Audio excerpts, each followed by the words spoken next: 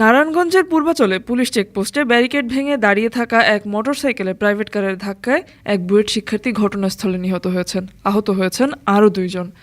এ ঘটনায় মামলা ও প্রাইভেট কারে থাকা 3 জনকে গ্রেফতার করা হয়েছে। পুলিশের ধারণা, প্রাইভেট কার আরোহীরা মদ্যপ ছিলেন।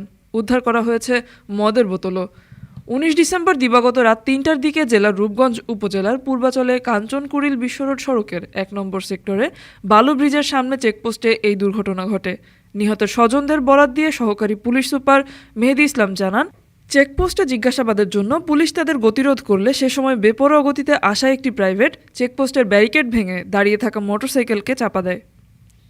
এতে ঘটনাস্থলে মাসুদের মৃত্যু হয়। তিনি জানান, এ ঘটনায় সাবেক এক সেনা কর্মকর্তার ছেলে এ লেভেলের শিক্ষার্থী মুবিন আল মামুন, তার বন্ধু মিরাজুল করিম ও আসিফ চৌধুরীকে গ্রেফতার করা হয়েছে। এ সময় প্রাইভেট কার তল্লাশি করে একটি বিদেশি মদের বোতল উদ্ধার করেছে পুলিশ। অপরদিকে পূর্বাচলে সহপাঠীর মৃত্যুকে হত্যা বলে দাবি করেছেন বুয়েটের শিক্ষার্থীরা। অভিযুক্তের সর্বোচ্চ শাস্তি নিশ্চিত সহ 6 দফা দাবিও জানান তারা। এদিকে গাড়ি চালকের ক্ষমতাশালী আত্মীয়রা মামলার মোড় ঘোরানোর, এমনকি মামলা যাতে না নেওয়া হয় তার ব্যবস্থা করতে ব্যস্ত। ডেস্ক রিপোর্ট, আজ বার্তা, ঢাকা।